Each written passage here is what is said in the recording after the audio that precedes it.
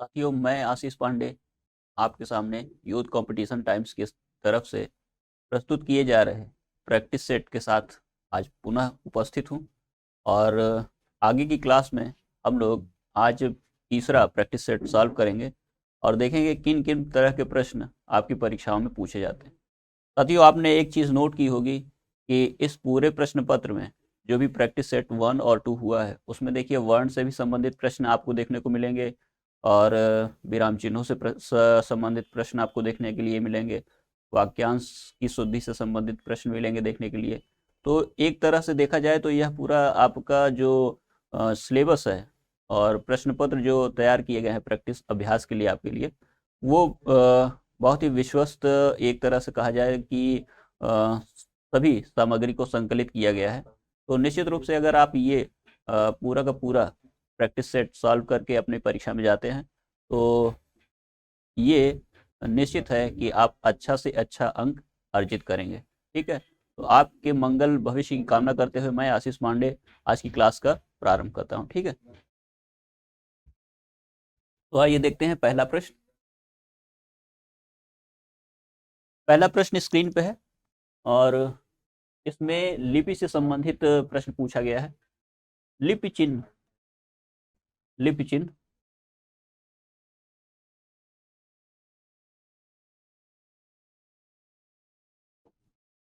लिपि चिन्हों के क्रमबद्ध समूह को, क्रमबद्ध पूछा गया है, क्रमबद्ध समूह को क्या कहते हैं। ठीक है, तो आप लोग जानते हैं कि अक्षर क्या है। अक्षर क्या है? वर्ण, और चाहे वो स्वर वर्ण हो चाहे व्यंजन वर्ण, उनके संगठित रूप को हम लोग अक्षर कहते हैं। ठीक है, और वर्ण क्या है? वर्ण किसे कहते हैं? तो जो हम लोग मुख से उच्चारित करते हैं ध्वनि, उस ध्वनि को जब हम लोग लिखित रूप में या किसी संकेत के माध्यम से कहीं पे लिखते हैं तो उसे हम लोग कहते हैं वर्ण। ठीक है, और वर्ण समूह क्या है? अच्छा, वर्णों का समूह जैसे देखिए सार्थक हो या निरर्थक हो, वर्णों का समूह क्या होगा? वह शब्द कहलाएगा। ठीक है, और जो वर्ण हैं, वर्णों के क्रमबद्ध समूह को और व्यवस्थित समूह को क्या कहा जाएगा? तो उसको हम लोग वर्णमाला कहेंगे। ठीक, तो मैंने आपको एक सारी चीजों के बारे में बता दिया एक बार। अक्षर क्या है? वर्ण, जो व्यंजन और स्वर वर्ण होते हैं उनके संगठित रूप को कहा जाता है। वर्ण क्या है? जो ध्वनियां हम लोग मुख से उच्चारित करते हैं उनके लिखित और संकेतिक रूप को वर्ण कहते हैं। वर्ण समूह क्या है? जो वर्ण है ध्वनियों के रूप में जो जो मुख से उच्चारित होने वाली ध्वनियां हैं उनके लिए जो लिखित चिन्ह हैं, उन लिखित चिन्हों के द्वारा जो हम लोग वर्ण समूह के रूप में लिखते हैं, चाहे वह सार्थक हो चाहे वह निरर्थक हो, उन समूह वर्ण समूह को शब्द भी कहा जाता है। तो यह हो गया। और अंतिम जो कि आपका सही विकल्प है वर्णमाला, तो लिपि चिन्हों के, ठीक है, लिपि चिन्ह मतलब वर्णों के क्रमबद्ध समूह को क्या कहा जाएगा? वर्णमाला कहा जाएगा। तो यह आपका विकल्प डी सही होगा। आगे बढ़ेंगे साथियों। दिए गए वाक्य में उपयुक्त विराम चिन्ह का, देखिए आपको अब यहाँ पर उपयुक्त विराम चिन्ह का चयन करना है। आपके सामने 4 विकल्प हैं और 4 के चारों विकल्पों को आपको इसमें से सही विकल्प का चयन करना है। देखिए वाक्य पढ़ लेते हैं। अनिल घर आया और नहीं लगा हुआ है, जबकि यहाँ पर और दिया है, तो इसमें हमको एक उचित विकल्प का चयन करना है। तो ये चिन्ह, सबसे पहले हम लोग थोड़ा सा चिन्ह के बारे में जान लेते हैं। देखिए ये क्या है? इसको हम लोग 4 चिन्ह दिए हुए हैं। इनमें से एक तो है विवरण चिन्ह, ठीक है, एक है अल्प विराम, अल्प विराम चिन्ह,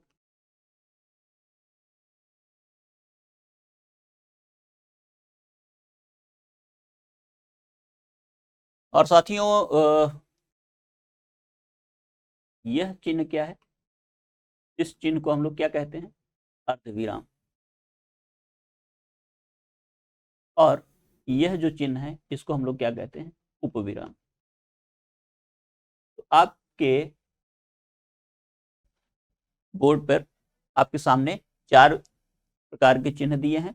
आपके सामने वाक्य दिया हुआ है, इस वाक्य में आपको सही चिन्ह का प्रयोग करना है। ठीक है, तो आप देखिए उपविराम चिन्ह और अर्ध विराम चिन्ह, अल्प विराम चिन्ह, विवरण चिन्ह, इनमें से सबसे उपयुक्त जो है विकल्प सी है। और विकल्प सी, अनिल घर आया, थोड़ी देर रुका और चला गया। ठीक है, तो आपको क्वेश्चन नंबर 2 में आपका जो सही विकल्प होगा वह है सी। ठीक है, आगे चलेंगे। संज्ञा का भेद नहीं होता। देखिए इसमें संज्ञा का भेद पूछा गया है। संज्ञा सबसे पहले हम लोग जान ले क्या है। संज्ञा, संज्ञा व्यक्ति वस्तु या व्यक्तिगत रूप से किसी के नाम को हम लोग क्या कहते हैं, संज्ञा कहते हैं। संज्ञा व्यक्ति वस्तु या किसी स्थान के नाम को हम लोग संज्ञा कहते हैं। और संज्ञा के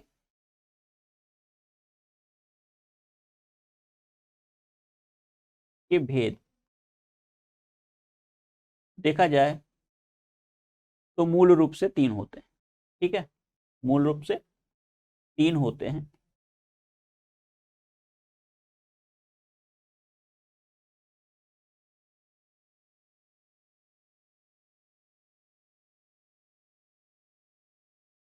व्यक्ति वाचक संज्ञा,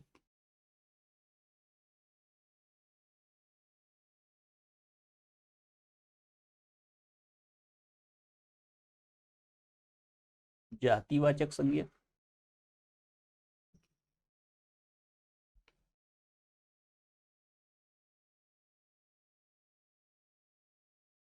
और भाववाचक। ठीक है,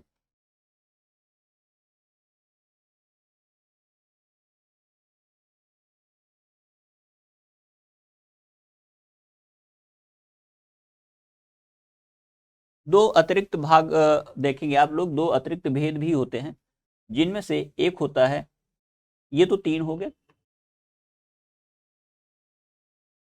दो अतिरिक्त होते हैं। चौथा भेद जिसको कि हम लोग समूहवाचक संज्ञा कहते हैं, और एक पांचवा भेद होता है द्रव्यवाचक। ठीक है, मटेरियल नाउन जिसको कहा जाता है, इसको आप लोग ध्यान रखिएगा। ये 5 भेद है संज्ञा के, और दिया गया जो विकल्प है उनमें से कौन सा संज्ञा का भेद नहीं है, तो आपने देखा होगा निजवाचक जो संज्ञा है, या संज्ञा का भेद नहीं है, बल्कि निजवाचक जो संज्ञा है, निजवाचक जो विकल्प है, यह सर्वनाम का भेद है। क्या है यह? सर्वनाम का भेद, सर्वनाम का भेद। ठीक है, इसको देख लीजिएगा। तो ये रहा आपका सर्वनाम से और संज्ञा से संबंधित प्रश्न। अच्छा, संज्ञा सर्वनाम किसे कहते हैं? संज्ञा के स्थान में प्रयुक्त होने वाले जो शब्द हैं उनको हम लोग से क्या कहते हैं? सर्वनाम कहते हैं। आगे चलेंगे।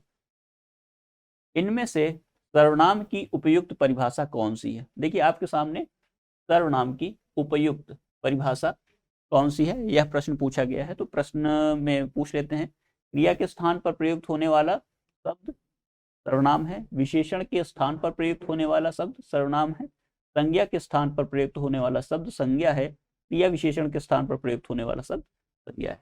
विकल्प सी आपका सही होगा। बाकी दिए गए अन्य विकल्प जो हैं वो असंगत हैं और त्रुटिपूर्ण है। आगे चलेंगे। निम्नलिखित में से कौन सा शब्द विशेषण है? देखिए विशेषण कैसे बनता है? संज्ञा और सर्वनाम से की जो विशेषता बताएं उनको हम लोग क्या कहते हैं? विशेषण कहते हैं। और विशेषण जो शब्द है वह जिसकी विशेषता बताता है उसे क्या कहते हैं? विशेष कहते हैं। आप देखिए यहाँ पर आग, आग्ने, अगिन, इन 4 शब्दों 3 शब्द हैं। ये विकल्प दिया हुआ है, उपयुक्त में से कोई नहीं। तो इनमें से आपको सही विकल्प का चयन करना है। तो कौन सा विशेषण शब्द है? देखिए इसमें बी जो विकल्प है वह है आग्नेय। तो अग्नि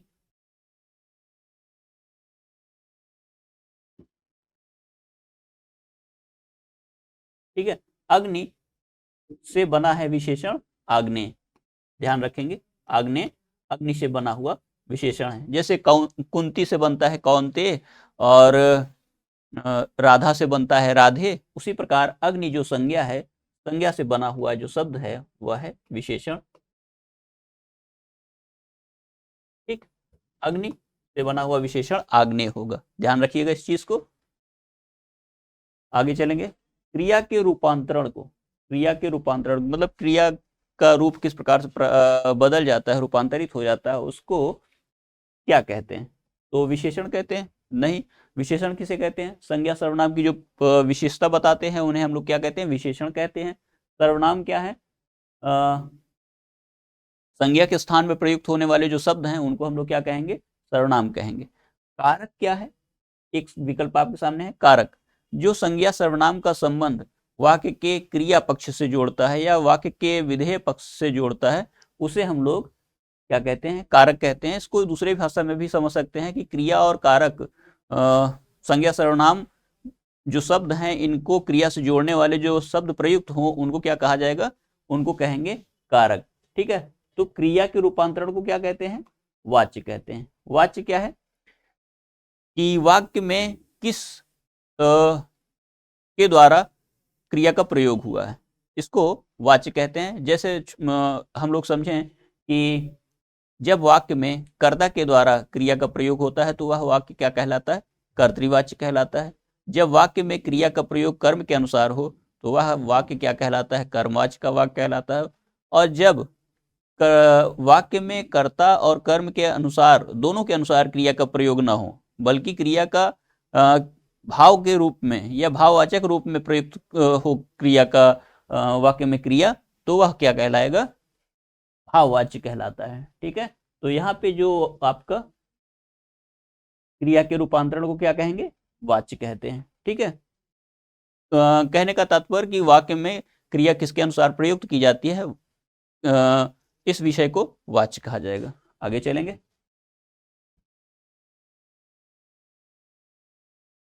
अव्यय के लिए इनमें से कौन सा कथन सही है? अव्यय दिए गए शब्द हैं आपके समक्ष, बोर्ड पे क्वेश्चन है। अव्यय के लिए कौन सा विकल्प सही है?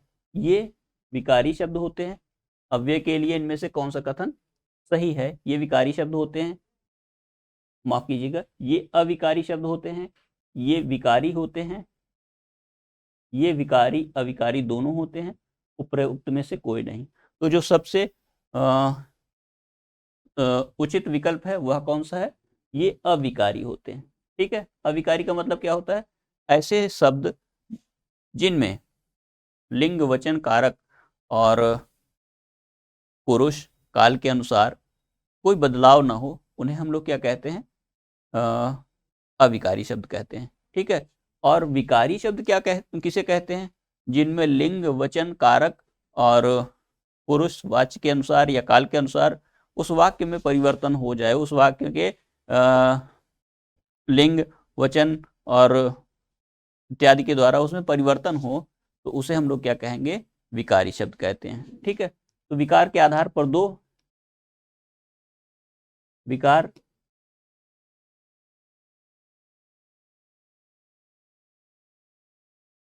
के आधार पर शब्द दो प्रकार के होते हैं। शब्द दो प्रकार के होते हैं, आप लोग जानते हैं। पहला क्या है? विकारी शब्द।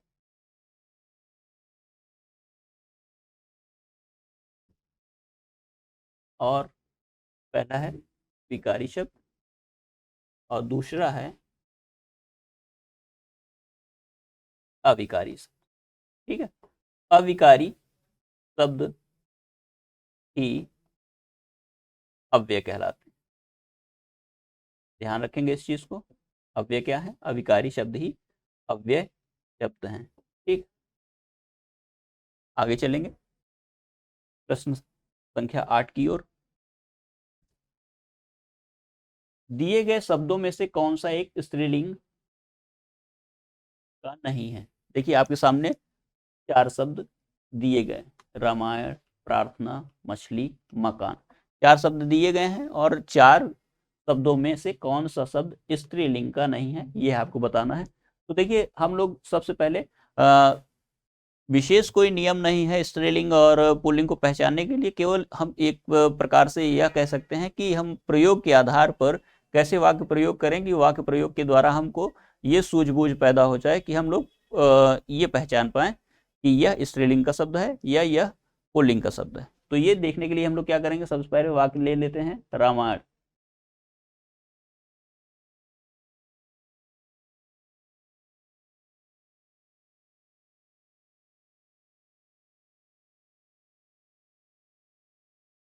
रामायण पढ़ी जाती है, ठीक है। और एक है प्रार्थना।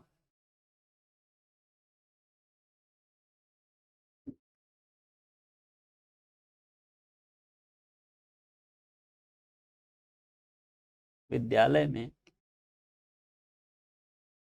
प्रार्थना हो रही है। और एक शब्द है मछली।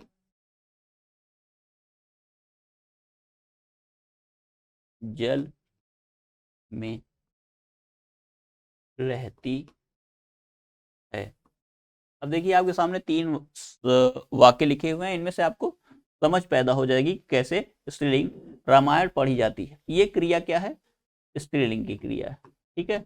रामायण पढ़ता है कोई तो होता, तब वो क्या होता कि रामायण पढ़ा जाता है तब वह पुल्लिंग होती। यह ई की मात्रा लगी हुई है, इसलिए यह शब्द स्त्रीलिंग का है, ठीक है।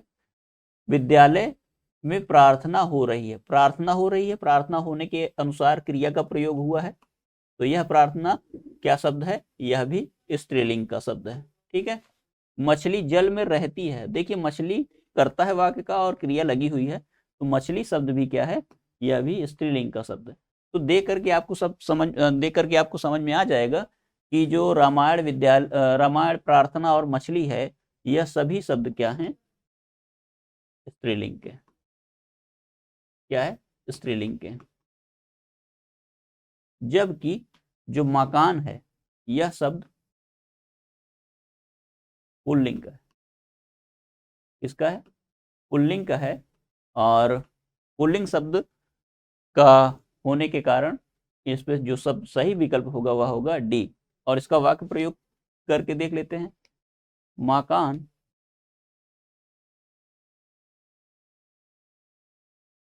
गिर गया। अगर स्त्रीलिंग का होता यह शब्द तो मकान गिर गई होता, न कि गिर गया, ठीक है। तो यह शब्द जो है वह पुल्लिंग का शब्द है। इस प्रकार से आगे चलेंगे। आपके सामने क्वेश्चन है, निम्नलिखित में वचन की दृष्टि से असंगत युग्म है, कौन सा है। उसमें आपको देखना है असंगत युग्म है, और किस दृष्टि से असंगत है, वचन की दृष्टि से, ठीक। वचन की दृष्टि से असंगत पहचानना है। देखिए सर्दी, जब भी शब्द इकारांत रहे, ठीक है, इकारांत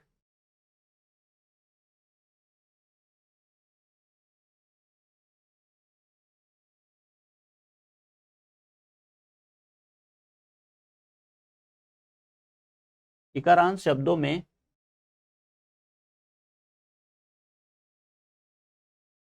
या लगाकर बहुवचन बनाते हैं, बहुवचन बनाते हैं, यह नियम है, ठीक है, इसमें कोई दिक्कत नहीं है। तो देखिए यहाँ पर सर्दी जो है इकारांत है शब्द, इकारांत लास्ट में ई की मात्रा है, तो यहाँ पर सर्दियां हैं। और आप देखिए यहाँ पर यह है, और इस या को बता दिया मैंने, लगा है। अकारांत शब्द में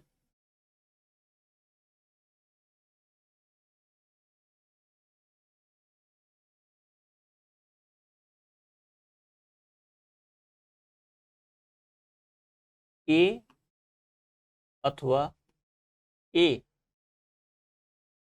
की मात्रा लगाकर बहुवचन बनाते हैं, ठीक है। यहाँ भी देख लीजिए कि आपके सामने है कि नहीं है। तो देखिए बहन जो है वह अकारांत है, वहन में अकारांत है, तो वहन अकारांत है तो देखिए ए लगा हुआ है बहने, ठीक है। तो इस चीज को आप लोग याद रखेंगे। गुब्बारा अकारांत में भी ए लगाते हैं, ठीक है, आकारांत में भी गुब्बारे हो जाएगा। तो इसके लिए भी यहाँ पर एक नियम लिख सकते हैं, आकारांत शब्दों में, ठीक, आकारांत शब्दों में ए या ए की मात्रा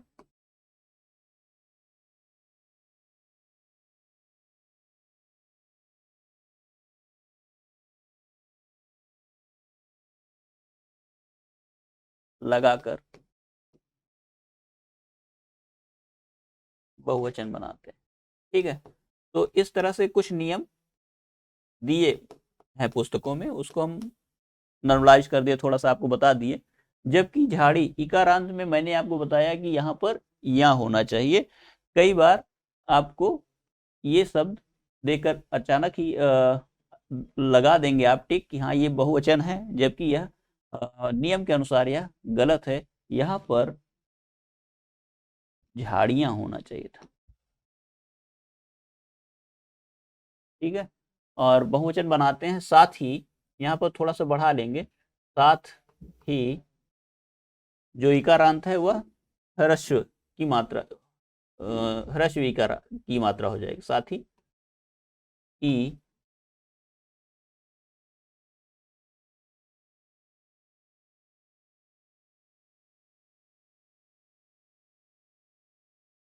ह्रस्व ई, ठीक है, यहाँ पर कट कर दें, ह्रस्व ई का प्रयोग करते हैं, ठीक। तो इसको समझ लीजिएगा, पुस्तकों में भी देखेंगे आपको मिल जाएगी चीज। तो इस वजह से क्या होता है कि ये परिवर्तन होते हैं, तो आपका विकल्प जो होगा डी सही होगा, ठीक है। कुछ नियम है जिन नियमों को बिना जाने समझे आप क्या है हमेशा वही सब क्वेश्चन में गड़बड़ी करते रहेंगे। तो मैं थोड़े थोड़े जो मुझे अत्यधिक समझ में आते हैं कि इन नियमों की जानकारी आपको होनी चाहिए, तो वो मैं नियम आपको यहाँ पर समझाते हुए चलता हूँ। बाकी देखिए अगाध है ज्ञान की कोई सीमा नहीं, तो हो सकता है कि मुझसे भी छोटी चीज़ें कुछ छूट जाती हों, तो वो उन चीज़ों की शुद्ध लेने की जिम्मेदारी भी थोड़ी सी आपकी बनती है, और हमारा जितना प्रयास रहेगा हम लोग उतना मैं अपनी तरफ से आपके लिए करता रहूँगा, ठीक है। आगे चलेंगे। महेश गीत गा रहा था, देखिए वाक्य है, वाक्य में काल पूछा गया है, तो काल क्या है, क्रिया के होने का जो समय होता है उसका बोध कराता है कि क्रिया कब हुई है, तो उसे काल कहा जाता है। काल तीन प्रकार के होते हैं, आप लोग जानते हैं मुख्य रूप से काल कितने प्रकार के होते हैं, काल तीन प्रकार के होते हैं, कौन कौन से, भूतकाल, वर्तमान काल और भविष्य काल, ठीक है। तो यहाँ पर देखिए गा रहा था वाक्य है, कौन गा रहा था, महेश गीत गा रहा था वाक्य है, और इसमें चार पूर्ण भूत, अपूर्ण भूत और सामान्य भूत, आसन्न भूत, चार विकल्प दिए गए हैं। आप जानते हैं कि भूतकाल के 6 भेद होते हैं, ठीक है। तो चार तो आपके सामने ही है, दो दो एक है हेतु मत भूत और एक है संदिग्ध भूतकाल, ठीक है। तो ये आपको 6 भूतकाल के भेद होते हैं। आपसे कभी कभी पूछ भी सकता है कि भूतकाल के कितने भेद होते हैं, तो आपको क्या बताना है, भूतकाल के 6 भेद होते हैं। कितने भेद होते हैं, 6 भेद होते हैं, ठीक है। तो ये पूरे के पूरे दिए ही हैं, इसमें दो जो और हैं वो है संदिग्ध भूतकाल एक, और दूसरा है हेतु मत भूतकाल, हेतु हेतु मद भूतकाल, इसको आप ध्यान रखेंगे, ठीक है। बाकी सभी उसमें से अपूर्ण, सामान्य, सबसे पहले तो सामान्य भूतकाल आता है, फिर उसके बाद पूर्ण भूतकाल, अपूर्ण भूतकाल, फिर आसन्न भूतकाल। तो ये एक श्रृंखला है उस तरह से बाकी आप वहां से नोट कर लेंगे, और उनकी कोई क्रम से गिनती आपको याद नहीं रखनी है कि क्रम से ही जरूरी है, आपको भेद के नाम पता होने चाहिए, इसको आप लोग कर लेंगे। ठीक है, साथ में अब क्या पूछ रहा है कि हो रहा था, देखिए गा रहा था क्रिया है, तो सबसे पहले हम लोग लेते हैं सामान्य भूतकाल। सामान्य भूतकाल में क्या होता है,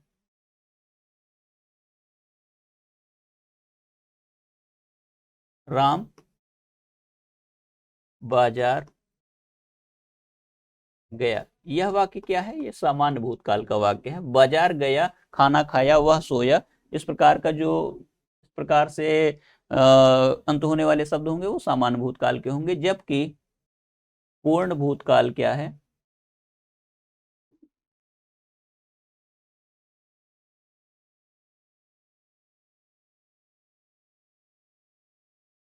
मोहन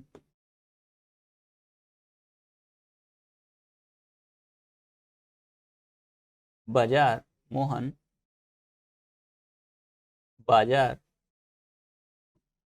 गया था, यह क्या है, यह पूर्ण भूतकाल है। ठीक है, आसन्न भूतकाल क्या है,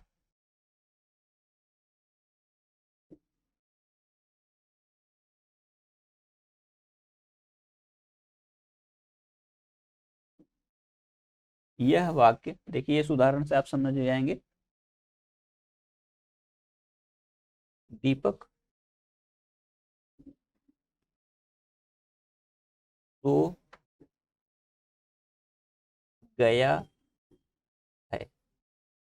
ठीक है, तो यहाँ पे देखिए यह जो क्रिया है कि साथ में यह आसन्न भूतकाल की क्रिया है। जबकि महेश गीत गा रहा था, यह जो वाक्य है अभी भी चल रहा है काम, तो इस वाक्य के लिए हम लोग कौन सा शब्द इस्तेमाल करेंगे, अपूर्ण भूत का। ठीक है, अपूर्ण भूत का क्या इस्तेमाल करेंगे, अपूर्ण भूतकाल का वाक्य है, तो इसको आप लोग कौन सा विकल्प सही होगा, आपका विकल्प ए सही होगा, इसको निश्चित रूप से नोट कर लीजिएगा। ठीक है, आगे चलेंगे साथियों। उससे दौड़ा नहीं जाता, देखिए वाक्य में कौन सा वाच्य है, देखिए वाच्य क्या है, जब वाक्य में क्रिया का प्रयोग कर्ता के अनुसार, कर्म के अनुसार या भाव के अनुसार देखा जाए तो इस प्रक्रिया को हम लोग क्या कहते हैं, वाच्य कहते हैं। ठीक है, क्रिया वाक्य में क्रिया का प्रयोग होना किसके द्वारा निश्चित किया गया है, यह देखना वाच्य कहलाता है। तो वाच्य के मुख्य रूप से कितने भेद होते हैं, वाच्य है, वाच्य के मुख्य रूप से कितने भेद हैं, 3। ठीक है, कौन कौन से, कर्तृवाच्य,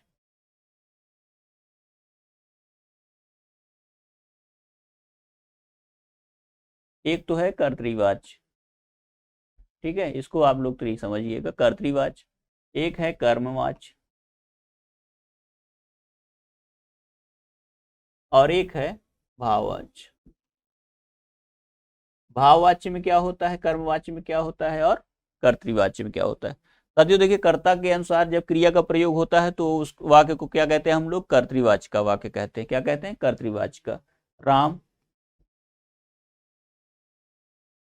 पुस्तक पढ़ता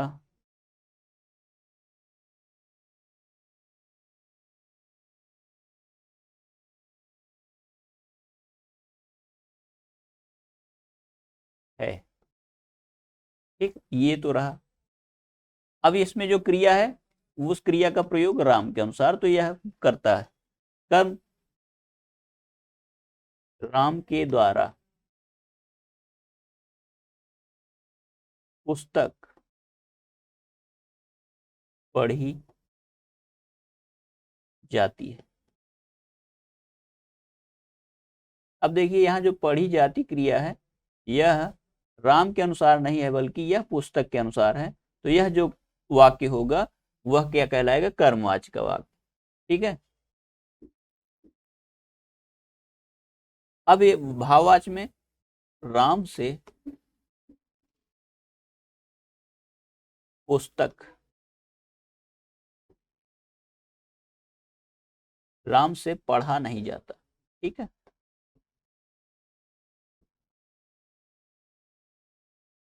तो आपको 3 वाक्य दिए हैं सामने और तीनों से आपको समझ लेना है कि क्या है।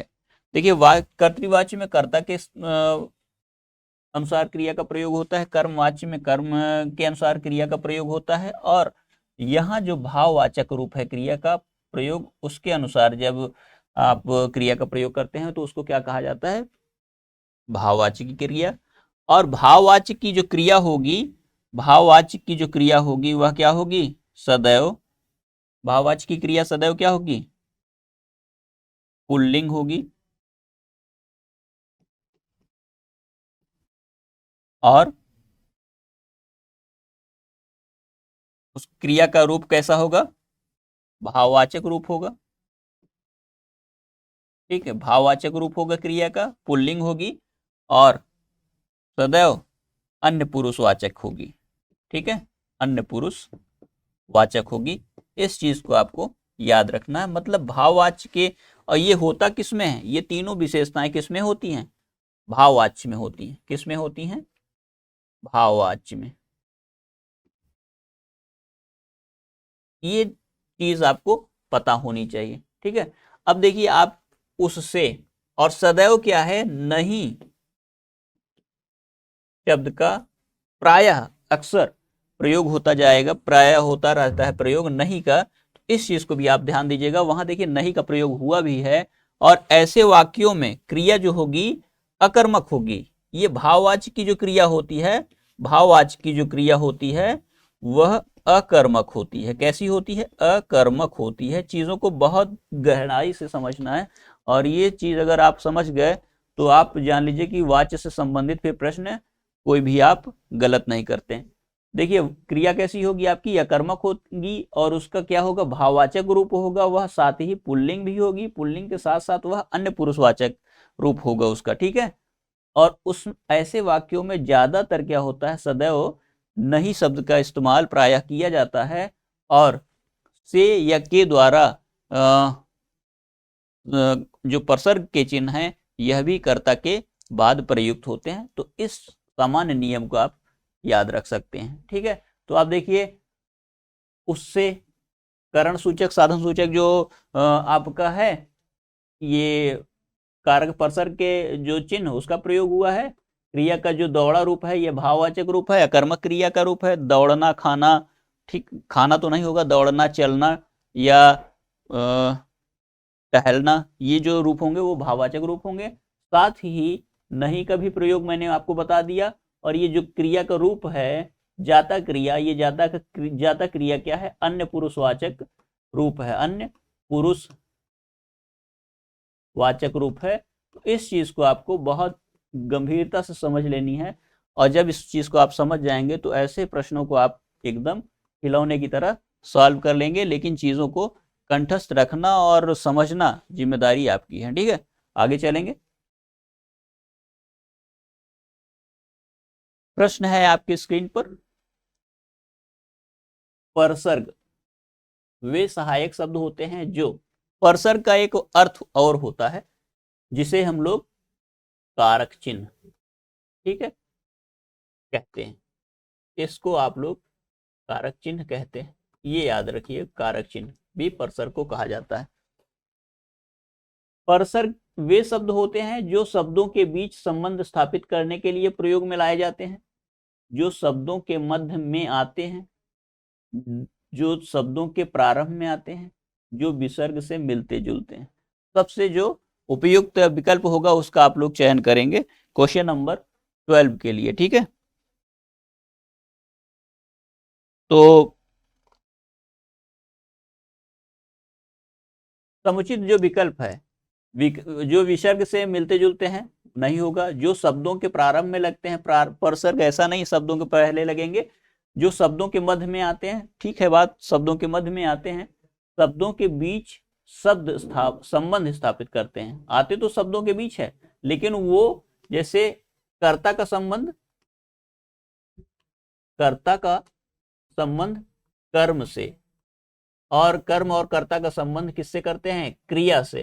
तो ये सब काम कौन करता है? ये सब काम करता है परसर्ग या कारक जो चिन्ह होता है वो करते हैं। ठीक है, तो ये चीज आपको विकल्प ए में भी देखने को मिलेगी और ये विकल्प जो आपका ए होगा वह सही होगा। इस तरह से आप कर सकते हैं। ठीक है, अब मैं आपको एक चीज देख करके बता देता हूं साधारण सा। राम ने पुस्तक को जला दिया। देखिए, एक, दो, तीन, ये चीज है, जलाना क्रिया है, जला दिया। अब देखिए, राम पुस्तक जला दिया, ऐसे सेंटेंस में क्या होगा? संबंध उसके आपस में, शब्दों के संबंध आपस में नहीं होते। लेकिन जैसे ही आपने राम ने पुस्तक को, ये दोनों परसर्ग या कारक विभक्ति के जो चिन्ह हैं ऐड किए, पूरे वाक्य का जो एक व्यवस्थित जो भाव है, विचार है, वह स्पष्ट हो जाता है। इसलिए इस प्रयोग को आप देख करके समझ जाएंगे कि परसर्ग या कारक चिन्ह क्या होते हैं। आगे चलेंगे, विकल्प आपका ए सही होगा 12वें क्वेश्चन। आगे दिया हुआ है क्वेश्चन तत्सम शब्द से संबंधित। तत्सम शब्द अप्सरा का प्रयोग छत्तीसगढ़ में जो बोले जाने वाली तद्भव है उसमें कैसे होता है, इसको कौन सा रूप होगा इसमें देखेंगे आप। देखिए, तत्सम शब्द और तद्भव शब्द पे भी मैं एक बार विचार पुनः करा देता हूँ, फिर से एक बार रिवीजन करा देता हूँ आपको। संस्कृत के वे शब्द जो हिंदी में उसी मूल रूप में प्रचलित हैं उन्हीं को हम लोग क्या कहते हैं? संस्कृत के शब्दों को मूल रूप से जो प्रचलित हैं उनको हम लोग कहते हैं तत्सम। ठीक है, तत्सम कहते हैं।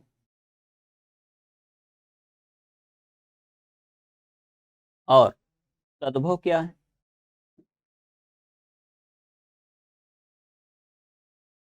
तद्भव क्या है? जो संस्कृत से हिंदी में परंपरा के कारण, परंपरा से बदलते हुए आए हैं, उनको हम लोग परिवर्तित रूप के साथ आए हैं, उनको हम लोग तद्भव कहते हैं। जो तत्सम शब्द हैं उनमें कुछ उदाहरण आप देखिए। हस्त, कर्ण, अग्नि, मुख,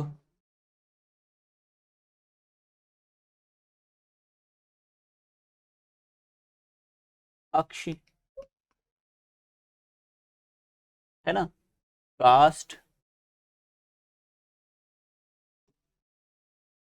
पद इत्यादि अनेकों शब्द हैं, मतलब ढेर सारे शब्द हैं, उनका प्रयोग करते हैं तत्सम में। ठीक है, जबकि जो तद्भव हैं, जैसे हाथ हो गया,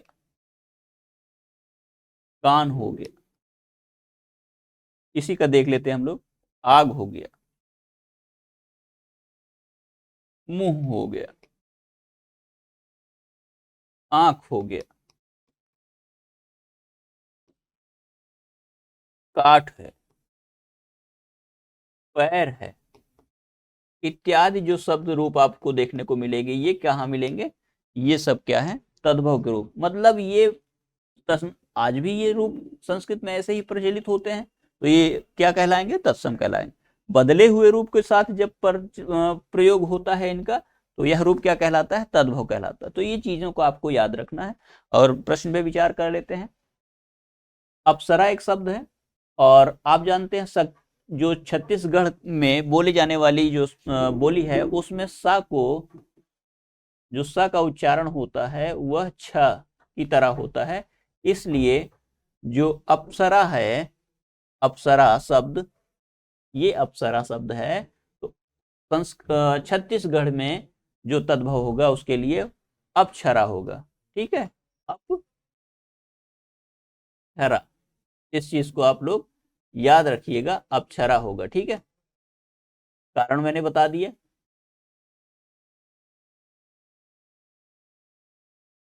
ठीक, तो ये चीज आपको याद रखनी है। आगे चलेंगे, पराधीन। में कौन सा उपसर्ग है। चलिए, उपसर्ग क्या होता है, एक बार इसको भी पुनः रिवाइज कर लेते हैं। क्या है उपसर्ग? उपसर्ग तो क्या है, शब्दांश है। उपसर्ग क्या है, शब्दांश है। कहाँ लगता है, शब्दांश। तो यहां पर एक चीज और लिख लेते हैं, वह शब्दांश। ठीक है, जो शब्द, मूल शब्द कर लें, शब्द नहीं, ठीक है, मूल शब्द, मूल शब्द के अंत में लगेगा कि प्रारंभ में लगेगा? अंत में लगता है। अंत में लगता है नहीं, प्रारंभ में लगता है। वह शब्दांश जो मूल शब्द के पहले लगकर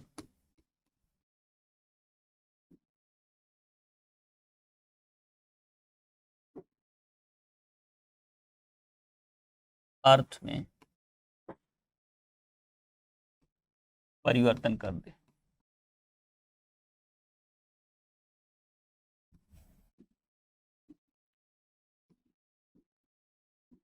उपसर्ग कहलाता है।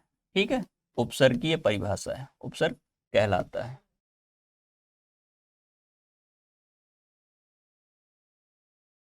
दूसरी चीज क्या है, प्रत्यय क्या है।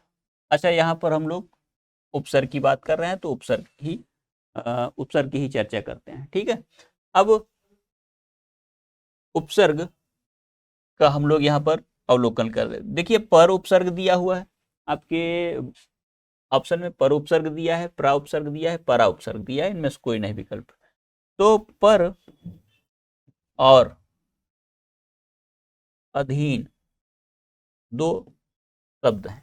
ठीक है, अधीन मूल शब्द है और पर जो है उपसर्ग है।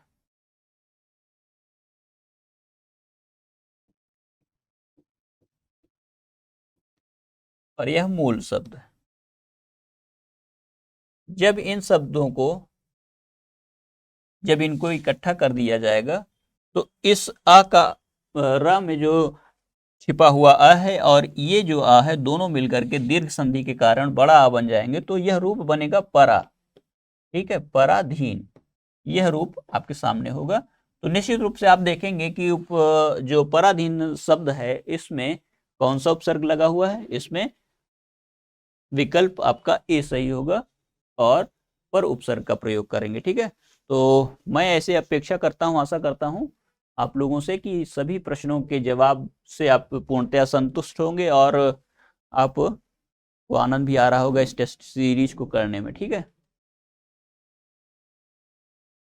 देखिए कुछ अभी हमने केंद्रित और अधिकता क्रमशः प्रत्यय हैं। देखिए, अभी हमने उपसर्ग से संबंधित एक प्रश्न का जवाब देखा। अब हमारे सामने आ गया है प्रश्न प्रत्यय से संबंधित। तो प्रत्यय क्या है, प्रत्यय की परिभाषा समझ लेते हैं। प्रत्यय क्या है, वे शब्दांश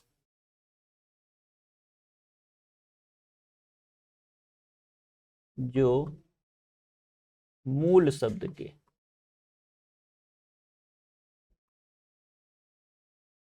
अंत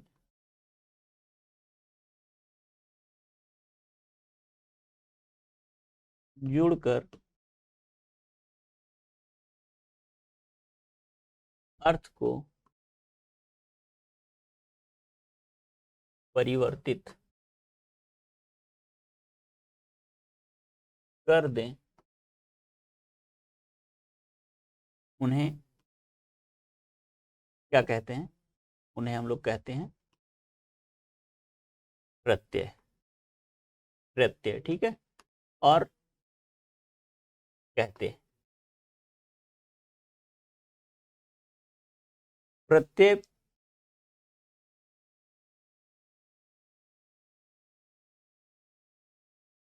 प्रत्यय दो शब्दों से मिलकर बना है। ठीक है, पहला क्या है, प्रति धन है। ठीक है, तो इस ई का क्या हो गया है, या हो गया। और ये जो यहाँ पर आधा त था वो आ गया, और ये यहाँ पे जो ये आ आया है, इस ई में जो या बनता है वो हल रहता है, इस आ के मिलने से वो पूर्ण हो जाता है, इसलिए यह रूप आपके सामने ऐसे आएगा। प्रत्यय इस प्रकार से दो शब्दों से बनता है। आप देखिए दो शब्द आपके समक्ष दिए गए हैं, एक है केंद्रित, एक है अधिकता। ठीक है, केंद्र क्या है, मूल शब्द है। ठीक, मूल शब्द। उसके बाद प्रत्यय लगा हुआ है, प्रत्यय कौन सा है, इत। ठीक है, तो बनता क्या है, केंद्रित। ठीक है, क्या बनेगा, केंद्रित। तो मूल शब्द केंद्र में इत प्रत्यय लगाते हैं तो केंद्रित बनता है। उसी प्रकार से प्रत्यांत शब्द इसको कहा जाएगा, प्रत्यांत जो बनता है वो केंद्रित है। अधिकता, अधिकता एक प्रत्यांत शब्द है जिसका मूल शब्द अधिक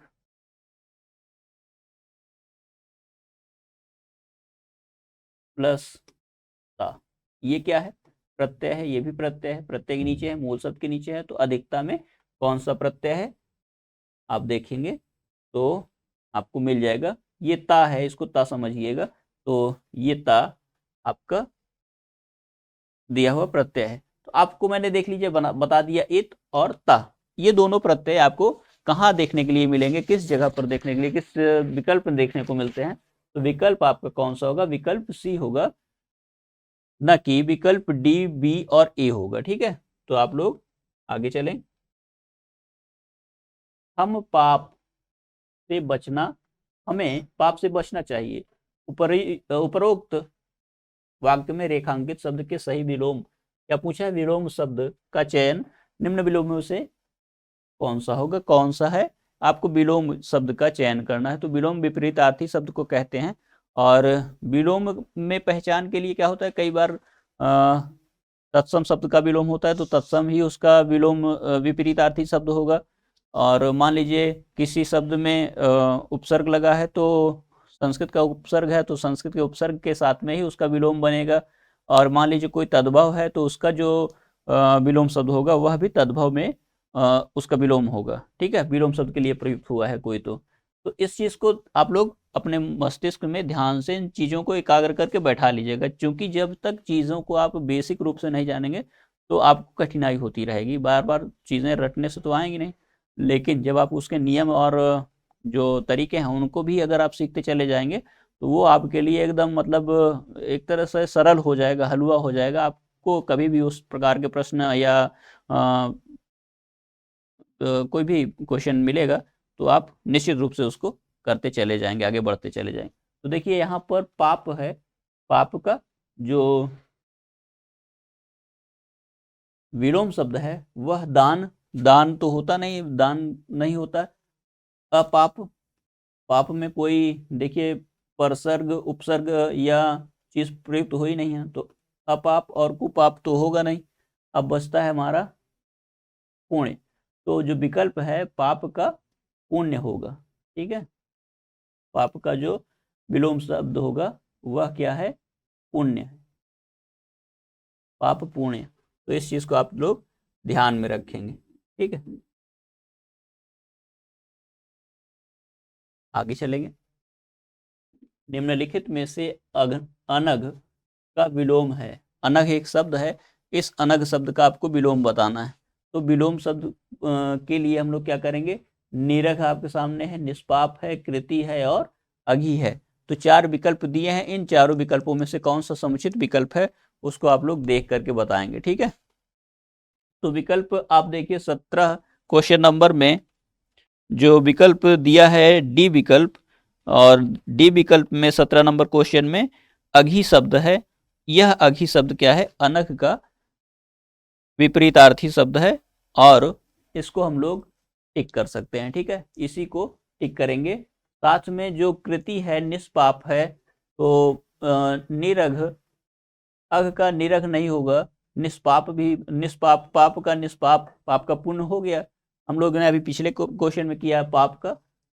तो इस तरह से आपका जो क्वेश्चन है कृति, इन सभी में से अनघ का विलोम कोई नहीं है, जबकि जो अघी है वह सही विकल्प आपका होगा। ठीक है, इसको देख लीजिएगा। निम्नांकित निम्न समानार्थी शब्दों में से उचित शब्द का प्रयोग करके दिए गए वाक्य के रिक्त स्थान की पूर्ति करना है। आपके सामने एक रिक्त स्थान का कॉलम दिया है, उसको भरना है। ठीक है, तो जो शब्द है, विधानसभा का चुनाव एक निश्चित समय के लिए होता है, अवधि के लिए होता है, काल के लिए होता है, युग के लिए होता है। ठीक है, तो जो सबसे उपयुक्त विकल्प होता है वह है अवधि। ठीक है, यहाँ पर क्या भरेंगे, अवधि। अब हम लोग अन्य विकल्पों पे बात कर लें। समय क्या होता है, समय की जो अन्य समय क्या है, एक क्षण, एक पल, दिन, रात, ये सब क्या है, समय है। लेकिन जो अवधि है वह एक निश्चित होती है। 1 वर्ष, 2 वर्ष, मतलब 1 जनवरी से 5 जनवरी तक का जो निश्चित है वह अवधि, वो क्या है, वो निश्चित अवधि है।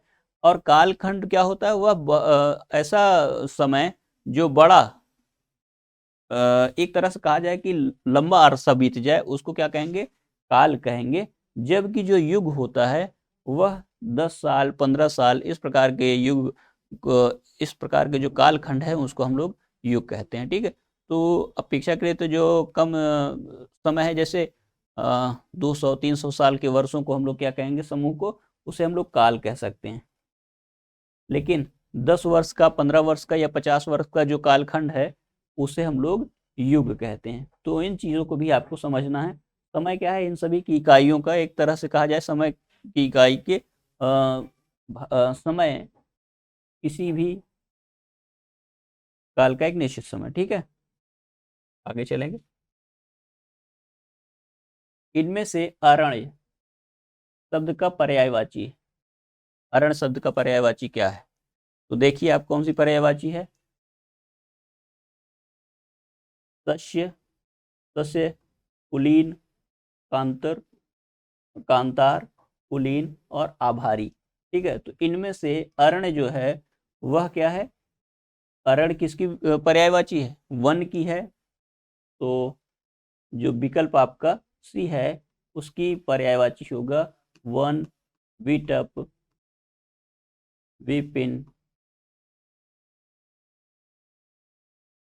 अरण्य भी हो सकता है, कानन भी हो सकता है।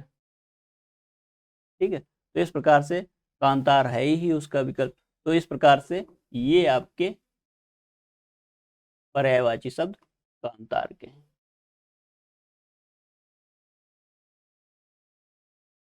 ठीक, आगे चलेंगे। निम्नलिखित में से क्या मान का अर्थ नहीं है, मान एक शब्द है और आपके विकल्प दिए गए हैं, इनमें से मान किस शब्द का अर्थ नहीं है उसी को आपको टिक करना है। मान का अर्थ नहीं है उसको आपको टिक करना है। इज्जत, इज्जत मान सम्मान के लिए प्रयोग करते हैं। अभिमान, मान में मान, मान और सम्मान, इसमें भी मान है। मतलब ये इज्जत, मान और सम्मान के लिए मान शब्द का अर्थ देता है। जबकि श्रेष्ठ शब्द जो है वह किसी व्यक्ति या वस्तु की, उसकी अवस्था के बारे में या उसकी पद प्रतिष्ठा के बारे में बताता है। तो यह जो श्रेष्ठ है यह शब्द आपका उचित विकल्प होगा, ना कि अन्य विकल्प। आगे चलेंगे। उभय, अभय, उभय के समरूपी भिन्नार्थक आपके सामने उभय है, अभय और उभय, दो शब्द हैं, इनके समरूपी भिन्नार्थक, अलग अलग अर्थ देने वाले। ठीक है, तो अभय का मतलब होता है निडर, जिसमें डर ना हो। ठीक है, साथ ही उभय जो है, उभय मतलब दोनों। तो निडर और उभय जिस विकल्प में होगा वह विकल्प आपका सही उत्तर होगा। बाकी जो विकल्प दिए हैं वो असंगत है। द्विज, द्विज एक शब्द है। द्विज शब्द के लिए उपयुक्त वाक्य खंड आपको बताना है कौन सा है। द्विज का मतलब क्या होता है? दो बार। ठीक है, तो दो बार जन्म लेने वाला क्या कहलाता है? द्विज। अब द्विज में जैसे दांत हैं और ब्राह्मण हैं, इन सबको क्या कहा जाता है? द्विज कहा जाता है। तो द्विज जो दो बार जन्म लेता है। और अन्य जो शब्द हैं, मान लीजिए बहुत बोलने वाला, उसको क्या कहते हैं? वाचाल। ठीक है, उसको क्या कहेंगे? वाचाल कहेंगे। बहुत बोलने वाला, बहुत जानने वाला, बहुज्ञ।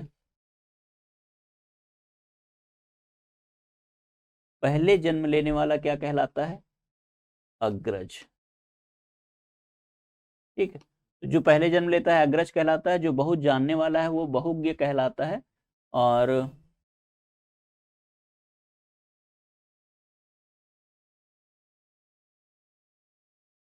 जो दो बार जन्म लेने वाला है उसको द्विज कहते हैं, और बहुत बोलने वाला जिसको कि वाचाल कहते हैं। ठीक है, विकल्प बी आपका सही होगा इसमें। अज्ञ, अज्ञ का अर्थ कौन सा शब्द देता है? अज्ञ का अर्थ कौन सा शब्द दे रहा है यार? तो जान लेते हैं। जो सब कुछ जानता है, सर्वज्ञ कहलाता है। जिससे जाना जा सके, ज्ञेय कहलाता है। जिसके आर पार देखा जा सके, पारदर्शी कहलाएगा। जो कुछ नहीं जानता, अज्ञ। ठीक है, तो आपका विकल्प कौन सा होगा आप देख लीजिए। ठीक है, तो इन क्वेश्चंस के आधार पर कौन सा विकल्प होगा आपका? आगे चलेंगे। विकल्प आपका जो कुछ नहीं जानता, आपका ये विकल्प होगा। आगे चलेंगे। निम्न में से संधि का कौन सा युग्म गलत है? आपके सामने नीचे दी गई है विकल्प में संधि, और जो संधि है उसमें से संधि जो है गलत है। कौन सी संधि गलत है आइए देख लेते हैं। अनुदित,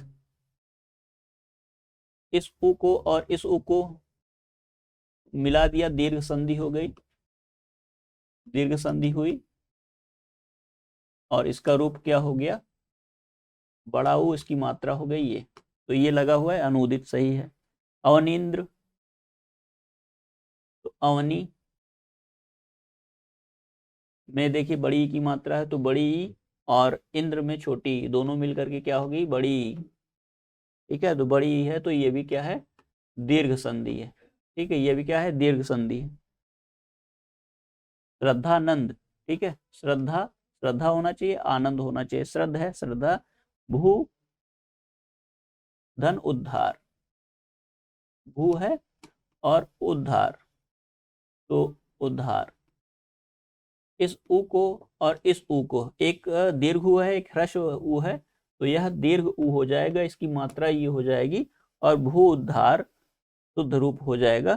तो ये आपका ये सभी जो है ये तो सही है, ये भी सही है, ये भी सही है। श्रद्धा, श्रद्धा, धन, आनंद जो दिया गया है इसमें श्रद्धा गलत शब्द है। बाकी आपका जो अन्य विकल्प है वो सही है। ठीक है, आगे चलेंगे। यथोचित, यथोचित आपके सामने एक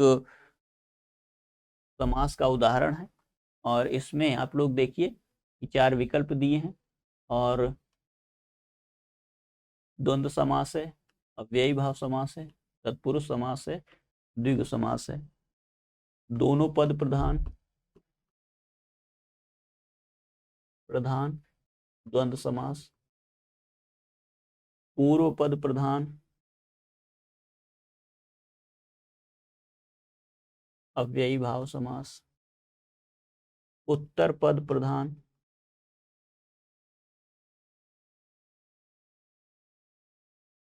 तत्पुरुष समास,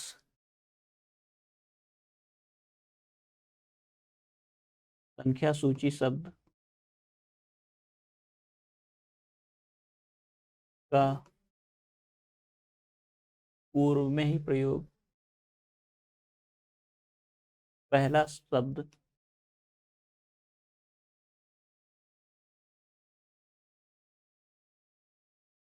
संख्या सूची का होना हो जाएगा आपका द्विगु समास। तो आप देखिए यथा और उचित, पूर्व पद प्रधान की बात की जा रही है। पूर्व पद क्या है? पहला पद। तो यहाँ देखिए यथा है शब्द पहला पद, और दूसरा पद क्या है? उचित है। यह शब्द जो है अव्यय है, और इसकी प्रधानता जहां हो उसे हम लोग क्या कहते हैं? पूर्व पद प्रधान। और पूर्व पद प्रधान जब होगा समास, तो वह समास कौन सा समास होगा? अव्ययी भाव। और जब इसको जोड़ेंगे तो आपका विकल्प जो हो जाएगा वह हो जाएगा अव्ययी भाव। इसमें संधि भी हो जाएगी। तो यथा का जो ये अ है, इसमें उ मिलाएंगे तो उ का अ और उ का उ हो जाएगा, और यथोचित रूप बन जाएगा। ठीक है, इसमें संधि भी हो जाती है, तो यथोचित रूप बन जाएगा। अब देखिए ये अव्यय है, तो अव्यय होने के कारण यह पूरा का पूरा जो शब्द है यह भी अव्ययी भाव समास अव्यय हो जाएगा और अव्ययी भाव समास कहलाएगा। ठीक है, इस पद को हम लोग क्या कहेंगे? अव्ययी भाव समास कहेंगे। यह समस्त पद है। ठीक है, इस समस्त पद को हम लोग अव्ययी भाव समास के द्वारा जोड़ते हैं। ठीक है, समझ में आ गया होगा, कुछ कठिन नहीं है, आप चीजों को समझते चलिए। ठीक है, सामने कुछ वाक्य दिया हुआ है आपके सामने, और उस वाक्य को पढ़ लेते हैं। हमारे देश से आयात निर्यात काफी होता है। ठीक है, तो वाक्य में देखिए से जो कारक चिन्ह है उसका प्रयोग हुआ है, और आगे हम लोग विकल्प इसको शुद्ध करके लिखिए। अशुद्ध है तो क्या होगा? हमारे देश में आयात निर्यात काफी होता है। ठीक है, हमारे देश में, हमारा देश में आयात निर्यात होता है। हमारा देशों, देश को, हमारा देश को, तो यहाँ पे देखिए गलत हो गया, आयात निर्यात काफी होता है। हमारे देश में आयात निर्यात पर्याप्त होता है, पर्याप्त होती है। तो आपको सबसे उपयुक्त जो विकल्प है उसका चयन करना है। हमारे देश में आयात निर्यात पर्याप्त होती है, हमारे देश में आयात निर्यात काफी होता है, इनमें से सही विकल्प का चयन करना है। ठीक है, दो विकल्प हैं आपके समक्ष, और 26 में जो आप उचित विकल्प का प्रयोग करेंगे तो में और में दोनों में प्रयुक्त हुआ है, जबकि पर्याप्त और काफी, ठीक है, ये दो अव्यय हैं। पर्याप्त और काफी, काफी मतलब अधिकतर मात्रा में, और पर्याप्त मतलब क्या होता है? समुचित है, इतने से काम चल जाएगा। और यहाँ पर देखिए जो स्त्रीलिंग की शब्द की कमी हो गई है, और यहाँ बहुवचन रूप हो गया है, जिसकी वजह से यह वाक्य हमारा विकल्प नहीं हो सकता। साथ ही आपका विकल्प जो होगा, हमारे देश में आयात निर्यात काफी होता है। ठीक है, यह विकल्प आपका सही होगा। आपके सामने स्थायी भाव से संबंधित, रस और अस्थायी भाव से संबंधित भी प्रश्न है। तो उत्पत्ति के कारण को क्या कहा जाता है? रस जब उत्पन्न होता है वह उसको क्या कहते हैं? आपको यहाँ पर यह बताना है। देखिए रस के अंग होते हैं 4, तो उन सब चीजों पे हमें नहीं जाना है। रस का मूल रूप से जो अर्थ होता है वह होता है आनंद, और इस आनंद को बढ़ाने के लिए जो उस स्थायी भाव के सृजक, सृजन करने वाले होते हैं या जगाने वाले होते हैं, उनको क्या कहा जाता है? तो उन कारणों को हम लोग क्या कहते हैं? उन कारणों को कहते हैं विभाव। ठीक है, अब देखिए मुख्य रूप से अस्थाई भाव,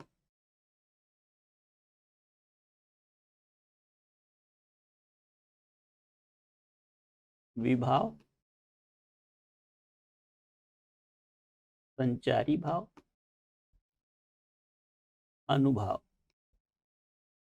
ये चार भाव जो हैं रस सिद्धांत से संबंधित हैं, जबकि जो समभाव है यह आपका इनमें से रस संबंधित नहीं है। तो स्थायी भाव को जगाने के लिए जो काम करने वाले भाव हैं वो है विभाव। ठीक है, विभाव भी दो प्रकार का होता है, आलंबन और उद्दीपन। इस चीज को भी आप लोग ध्यान में रखेंगे। ठीक है, तो ये चीज रस से संबंधित है। रस मूल रूप से रस का क्या मतलब होता है? रस का मतलब होता है आनंद। और विभावानुभाव संचारी भाव संयोगाद रस निष्पत्ति ही, यह एक सूत्र है। भरत मुनि आचार्य, भरत मुनि इसके प्रथम आचार्य हैं। उन्होंने नाट्य शास्त्र एक ग्रंथ की रचना की है जिसमें कि रस से संबंधित तमाम चीजें वहां पर आपको देखने को मिलेंगी। ठीक है, तो भरत मुनि ने, रस के प्राचीन आचार्य कौन है? भरत मुनि है। और रस संप्रदाय नामक रस संप्रदाय का प्रवर्तन किया है उन्होंने, और रस के तमाम चीजों के बारे में उन्होंने बताया है। ठीक है, आगे चलेंगे। देखिए, छंद से प्रश्न आया है। छंद की दृष्टि से गणों की संख्या कितनी होनी चाहिए? गण किसे कहते हैं? मात्रा गणना के क्रम में एक सूत्र है, यमाता राजभान सलग सूत्र है एक।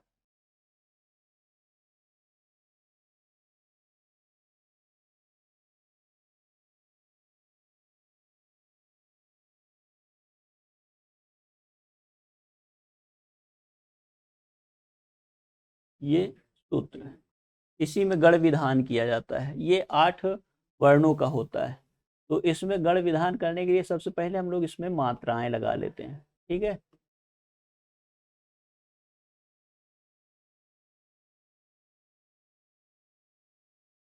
यह जो है मात्रा, यह लघु मात्रा है, इसको दीर्घ मात्रा कहते हैं। ठीक है, इसमें गण आपको देखने हैं। तो इसमें देखिए, कुल मिलाकर के ये जो अक्षर हैं इन्हीं के नाम से हम लोग गण बनाते हैं। ठीक है, या से यह गण बनता है, म से मगण बनता है, त से तगण बनता है, और र से रगण बनता है, ज से जगण बनता है, साथी हान भगण बनता है, नगण बनता है, और सगण बनता है। काउंट कर लीजिए, आप लोग गिनती कर लीजिए। 1 गण, 2 गण, 3 गण, 4 गण, 5, 6, 7, 1, 8, 8 गण हो गए। आपसे छंदों की दृष्टि से गणों की संख्या कितनी होती है, तो इस सूत्र से आप देख सकते हैं कितने गण हैं, 8 गण हैं। इन्हीं में 1, 2, 3, 4, 5, 6, 7, 8, 9, 10। अब देखिए ये क्या है? ये दशमाक्षर कहलाते हैं। ठीक है, दशमाक्षर, ये दशमाक्षर कहलाते हैं, जिसमें ल का मतलब लघु होता है और ग का मतलब गुरु होता है। ठीक है, लघु की मात्रा यह है, गुरु की मात्रा यह है। ठीक है, और इसकी जो मात्राएं हैं इनको आप लोग गिन लेंगे। इनके जो यगण की जो मात्रा है वह क्या है, और मगण की मात्रा क्या है, तगण की मात्रा क्या है, रगण की मात्रा क्या है, जगण की मात्रा क्या है, भगण की मात्रा क्या है, नगण की मात्रा क्या है, और सगण की मात्रा क्या है। ये सभी की मात्राएं हैं। तो ये आपको मैंने पूरी की पूरी चीज, जिसमें जितनी चीजें थी उसको मैंने बता दिया। इस सूत्र से ही गण का निर्धारण होता है। गण कितने होते हैं? 8 गण होते हैं, और जो विकल्प 8 गण को बता रहा है वह विकल्प आपका सही होगा। ठीक है, आगे चलेंगे। जिस व्यक्ति पंक्ति या जिन पंक्तियों के अंत में एक ही वर्ण और एक ही स्वर की आवृत्ति होती है तो वहाँ कौन सा अलंकार होता है? देखिए, पंक्तियों के अंत में एक ही वर्ण और एक ही स्वर की आवृत्ति, वर्ण और स्वर की आवृत्ति क्या है? अंत्यानुप्रास है। ठीक है, अंत्यानुप्रास है, तो वहां पर क्या होगा? अंत्यानुप्रास अलंकार होगा। ठीक है, देख लीजिएगा। दूसरी चीज, 4 विकल्प और दिए हैं वृत्त्यानुसार। तो वृत्ति के अनुसार जो एक ही उच्चारण स्थान से उच्चारित होने वाले वर्णों की, व्यंजन वर्णों की जो आवृत्ति हो, उसको वृत्त्यानुसार का वृत्त्यानुप्रास कहा जाता है। ठेकानुप्रास में क्या होता है कि एक वर्ण की एक से अधिक बार आवृत्ति अनुक्रमिक रूप में हो, क्रम के रूप में हो, तो उसको हम लोग छेकानुप्रास कहते हैं। श्रुत्यानुप्रास जो सुनने में मधुर हो, मतलब कि जो वर्ण हो वो उनमें संगीतात्मकता या तुकांतता हो, तो श्रुत्यानुप्रास कहा जाएगा। जबकि जो लाटानुप्रास है, लाटानुप्रास में क्या होता है? शब्दों की या वाक्यांशों की आवृत्ति को लाटानुप्रास या लाटा ही कहा जाएगा उसको। ठीक है, शब्द या वाक्यांशों की आवृत्ति को। ठीक है, तो ये थे आपके अनुप्रास से संबंधित, अलंकार से संबंधित प्रश्न। इनमें से किस से शब्द का आरंभ नहीं होता? इनमें से किससे? ये जो आपके समक्ष कुछ वर्ण दिए हैं, और इन वर्णों में से एक वर्ण ऐसा है जिससे कि किसी भी वर्ण का, किसी भी शब्द का, वर्ण समुदाय का शब्द का निर्माण नहीं होता, आरंभ नहीं होता। ठीक है, तो देख लेंगे। प, तो फल बन सकता है इससे, तो फल निर्माण हो रहा है। ड, डमरू, डमरू हो जाएगा। ठीक है, ज से जहाज हो सकता है। ठीक है, तो देखिए इन सब से जहाज, ये सब फलों मतलब एक तरह से शब्दों का निर्माण हो रहा है। ड जो शब्द है वह किसी शब्द के आरंभ में नहीं आता, तो यह जो विकल्प होगा आपका वह होगा ड़ा। ठीक है, यह सदैव अंत में ही आता है। ठीक है, गूंगे का गुण, लोकोक्ति का क्या अर्थ? लोकोक्ति दी हुई है, उसमें से आपको एक अर्थ पहचानना है। तो गूंगे का गुण, लोकोक्ति का अर्थ है अवर्णनीय दुख, अवर्णनीय सुख, निंदनीय कार्य, मीठा अनुभव। तो आपको जो सबसे उपयुक्त और सटीक विकल्प है उसका चयन करना है, और उसमें जो विकल्प होगा वह होगा गूंगे का गुण अवर्णनीय सुख। ऐसा व्यक्ति जो उस सुख को बोल ही नहीं सकता, बता ही नहीं सकता, उसी क्या कहेंगे हम लोग? गूंगे का गुण होना। ठीक है, तो अन्य विकल्प आपके नहीं होंगे। आगे चलेंगे। धोबी का कुत्ता एक लोकोक्ति है, न घर का न घाट का, ये लोकोक्ति है। इसका अर्थ क्या है? गधा बनाना नहीं, हेरा फेरी करना नहीं, घर पर रहना, घर पर न होना नहीं, कहीं ठौर ठिकाना न होना। ठीक है, न तो घर पर ही हो न तो बाहर ही, उसका कोई ठौर ठिकाना ना हो, तो वह होगा धोबी का कुत्ता, न घर का न घाट का। इस लोकोक्ति का सही अर्थ होगा। हिंदी साहित्य की भूमिका, हिंदी साहित्य की भूमिका एक पुस्तक है, उसके लेखक कौन है? के लेखक के बारे में पूछा है। तो रामचंद्र शुक्ल हैं, राम कुमार वर्मा है, हजारी प्रसाद द्विवेदी हैं, रामविलास शर्मा है। ठीक है, तो इनमें से कौन नहीं है? तो रामचंद्र शुक्ल जानते हैं साथियों, हिंदी साहित्य का इतिहास लिखे हुए हैं, तो वो तो निश्चित रूप से हिंदी साहित्य के लेखक हैं। तो हिंदी साहित्य का इतिहास उन्हीं के द्वारा लिखा गया है। डॉक्टर राम कुमार वर्मा जो लेखक हैं, वह पुस्तक लिखते हैं हिंदी साहित्य का इतिहास रामचंद्र शुक्ल के द्वारा।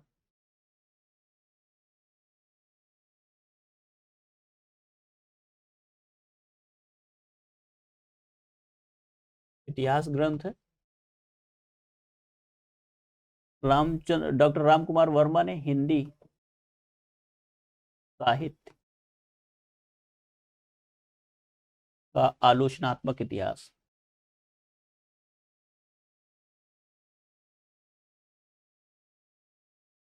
इतिहास लिखा है। जबकि हजारी प्रसाद द्विवेदी ने हिंदी साहित्य की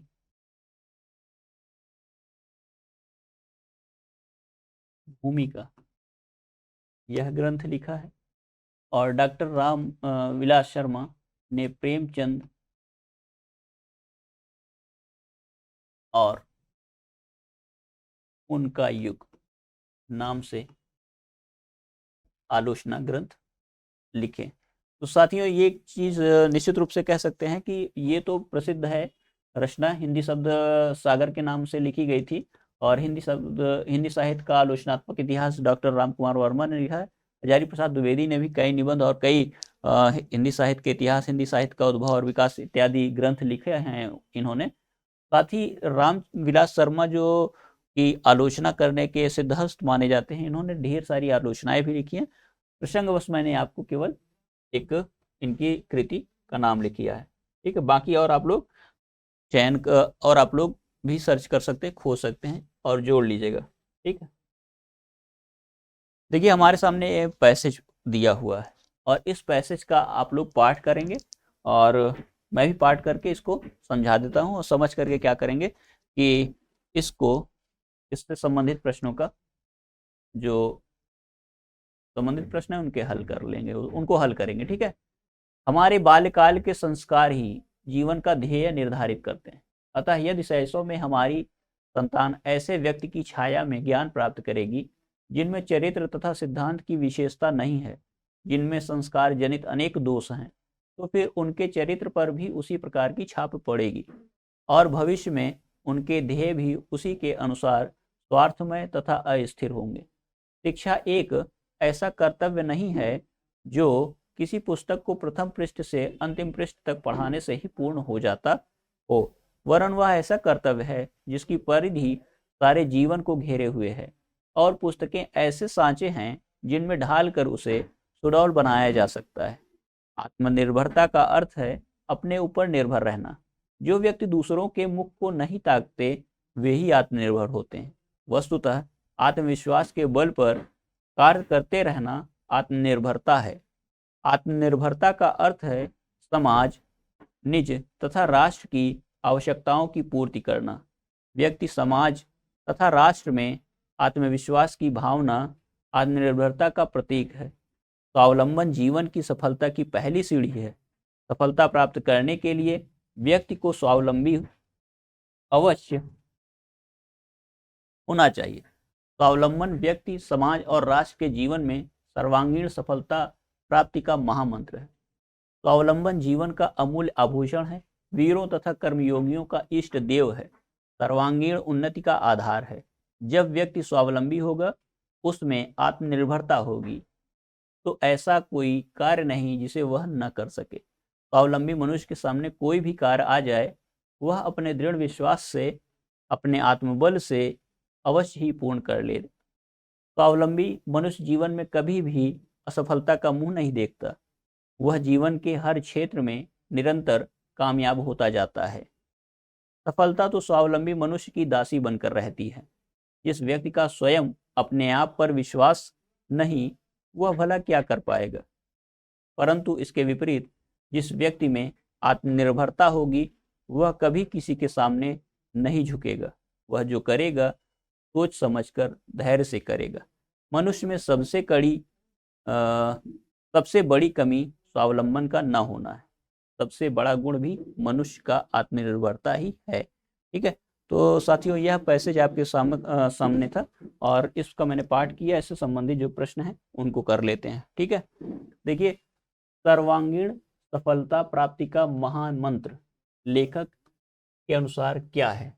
तो आत्मविश्वास और सहनशीलता, अच्छे संस्कार और कर्तव्यनिष्ठता, आत्मनिर्भरता और आत्मबल। देखिए पूरे पैसेज में आत्मनिर्भरता और आत्मबल के बारे में बताया गया है, तो जाहिर सी बात है कि आत्मनिर्भरता और आत्मबल होगा। स्वार्थमय तथा अस्थिर शब्दों के विलोम रूप क्रमशः किस विकल्प में है? ठीक है, तो जो स्वार्थमय है और अस्थिर, ये दो शब्दों के विलोम रूप किस शब्द में क्रमशः है? तो स्वार्थमय का क्या मतलब होता है? जो स्वार्थी हो। तो अस्थिर क्या क्या है? चंचल। तो दोनों के शब्द रूप क्रमशः होने चाहिए, किस विकल्प में है इसको देख लेंगे एक बार। तो विकल्प आपका 35 है स्वार्थमय। स्वार्थमय का जो स्वार्थी है उसको निस्वार्थ, ठीक है। और अस्थिर मतलब जो स्थिर नहीं है अर्थात गतिहीन होना चाहिए। तो दोनों विकल्प आपके यहाँ पर डी विकल्प मिलते हैं, इसलिए आपका विकल्प डी सही होगा। सफलता, कार्य और आत्मनिर्भरता शब्दों के लिए लिंग क्रमशः हैं। कौन सा लिंग है? सफलता मिल गई, कार्य हो गया और आत्मनिर्भरता आ गई। सफलता मिल गई, कार्य हो गया और आत्मनिर्भरता आ गई। स्त्रीलिंग, स्त्रीलिंग, कार्य स्त्रीलिंग शब्द नहीं है, पुल्लिंग है, पुल्लिंग पुल्लिंग भी नहीं है। तो यह दो विकल्प तो तुरंत ही कट जाएंगे। स्त्रीलिंग और पुल्लिंग, तो एक बार आप लोग विचार कर लीजिए कि कौन सा होगा। देखिए, सफलता मिल गई स्त्रीलिंग, कार्य हो गया, आत्मनिर्भरता से कार्य होता है, ठीक है। तो ये देखिए विकल्प जो आपका बी होगा, यह विकल्प आपके लिए तर्कपूर्ण है, सही भी है। जीवन की सफलता की पहली सीढ़ी कौन सी है? प्रश्न है आपके साथ। जीवन की पहली सीढ़ी, सफलता की पहली सीढ़ी कौन सी है? आत्मनिर्भर बनना, बच्चे में बाल्यकाल से अच्छे संस्कार विकसित करना, दृढ़ विश्वास जागृत करना, सहनशीलता उत्पन्न करना। तो सबसे जरूरी क्या है? वह है आत्मनिर्भरता या आत्मनिर्भर बनना, ठीक है। आत्मनिर्भर जब होंगे तब क्या होगा? आपको जीवन की सफलता मिलती चली जाएगी। तो ये विकल्प आपका ए सही होगा, ठीक है। तो साथियों 37 प्रश्नों के इस कड़ी के साथ मैं आपके समक्ष था और मैंने सभी प्रश्न आपको उचित ढंग से करा दिए। जो भी व्याख्या करने योग्य प्रश्न थे मैंने उनकी व्याख्या भी कर दी है। जो भी प्रश्न में समझाने योग्य चीज़ थी उसको मैंने समझा दिया है। तो इस प्रकार की जो भी सामग्री आपको दी जा रही है उसका आप लोग पूर्णतया अवलोकन करें। साथ ही इस चीज़ को भी ध्यान रखें कि आपकी जो सहभागिता है वो अध्यापक से कैसे जुड़ पा रही है। तो इसके लिए आप क्या करें कि थोड़ा सा इस वीडियो को अपने दोस्तों के साथ, साथियों के साथ शेयर भी करें, जिससे कि ये अध्यापक के लिए प्रेरणा स्रोत भी रहे और उसका आत्म बल भी बढ़े कि वो अच्छे से और भी सामग्री का चयन आपके परीक्षा के लिए कर सके, ठीक है। तो मैं आशीष पांडे फिर से आपके लिए जो चौथा प्रैक्टिस सेट है वह पुनः अगले दिन लेकर के हाजिर होता हूँ। तब तक के लिए नमस्कार।